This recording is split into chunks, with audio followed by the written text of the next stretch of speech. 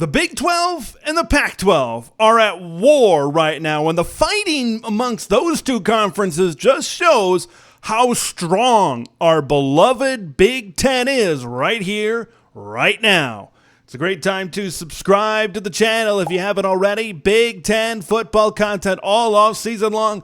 Always crush that like button to spread the word of Big 10 TED to the masses. What are these conferences fighting over? They're fighting over the scraps, right? If you look at the last 2 years, the Big 12 and the Pac 12 has had their money makers taken away from them. You look at a couple of summers ago, Texas and Oklahoma, the big draws in the Big 12 were taken from them, and they went out to the SEC, a big gut punch in terms of their financial stability and trying to get a raise, so to speak, when the next television contract is coming up for the Big 12. And then you look at out west, right? Two of the biggest brands. I won't say with certainty they are the two biggest brands, but two of the biggest brands in the Pac-12 made their way to our beloved Big 10 conference in the most crucial market in the Pac-12 conference. So where does this leave us? Where does this stand? Well, it is creating a big divide in the world of college athletics and especially the world of college football, right? You're creating a power two right now and the rest of three and then the group of five. You're almost creating three segments of college football now with these moves. So these fighting, why does that make the Big 10 stronger? Let's dive into that a little bit, right? No matter how the TV deals work out with the Pac-12 and the Big 12, okay, they are always going to be second fiddle, right? Whether it's ESPN or whether Fox gets back on the train with the Big 12 and the Pac-12, the Big 10 and the SEC, for those two media groups, right, for Fox and for Disney/ESPN, the SEC is always going to be number one for ESPN and ABC, okay, for Fox, for CBS and NBC, for those media partners, the Big 10 is always going to be number one. So why is that such a big deal? Well, it just shows us another example of why a power two, why the resources, why the money are going to have such a big impact going forward in college football, because it means better facilities. It means more exposure, which is huge. It is gigantic. The Big 10 and the SEC are going to have the prime spots on television. I think when you talk about ESPN and their negotiations with the Pac-12, they just want the fourth window.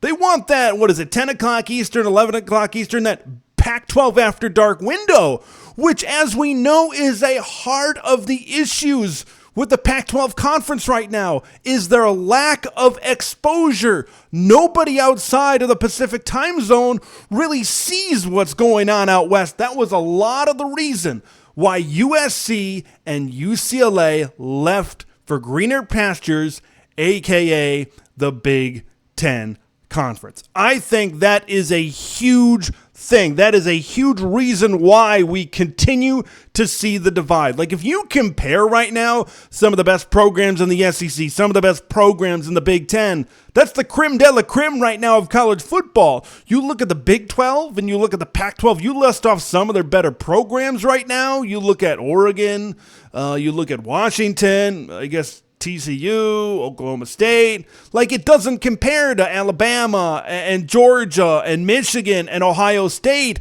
I can give you example after example, baby. The divide is happening, and the divide is stronger than it had ever been. Like, as long as Texas and Oklahoma, as long as those two brands were in the Big 12, we maybe didn't see quite the shift. As long as USC out there in LA was still in the Pac-12, we maybe didn't see quite the shift. But what these last two moves really mean is that the power lies in the Big 10 conference and in the SEC. And once we get to 12 teams in this college football playoff, once we really expand, you're going to see teams like let's say Ohio State wins the conference a given year, 2025 or whatever. You're going to see teams like a Penn State, like a Michigan, like a Wisconsin, that are going to be way better than a Big 12 champion Oklahoma State or a Pac-12 champion Stanford, right? They're going to be way better than those teams because they got more resources, they got more exposure. Like you might not think, if you don't think that money controls what happens on the field and determines that, then you're not looking deep enough into this thing, right? That's just the way, like I talked about it earlier this offseason. A kid like Dante Moore, I believe he said it himself. The exposure of the new Big Ten television deal drew him to flip his commitment from Oregon, a Pac-12 school, to a new Big Ten school in UCLA. It is happening. It is here. The age of the Power 2 is upon us, and this war between the Pac-12 and the Big 12, the more they fight, right, and the more this kind of goes along, the price is going to continue to go down, and the longer this kind of draws out, the better it's going to be for the SEC and especially the Big Ten to stay where they're at. So how does the Big 12 kind of combat this? How could the Big 12, I think expansion, okay, the Big 12 has an opportunity if they can nab some schools from the Pac-12, right? You look at Oregon, Washington, Utah, and Colorado, like those are some big movers, especially if Colorado under Coach Prime can really take a step forward as a perennial top 20 program. That could be a way for the Big 12 to get to 16 and maybe move it to a Power 2.5. You know, maybe they'd kind of sneak in there. They're not quite, wouldn't be quite on the level of a Big 10 or an SEC, but maybe they'd kind of be in the ballpark. Look, from a Big Ten perspective, I mean, you hate to see these things happening across the landscape of college football, but right now, okay, if the past few years have taught us anything, each conference acts in their best interest, and the best interest kind of right now for the Big Ten is for those guys out west to keep on fighting, and make the Big Ten and the SEC that much stronger. I want to hear what you guys think. Do you think that this fighting between the Big 12 and the Pac-12 has an effect? Does it benefit the Big Ten? I want to hear your thoughts in the comments below. Subscribe to the channel if you haven't already. I'm Big Ten Ted. We will see you in the next one.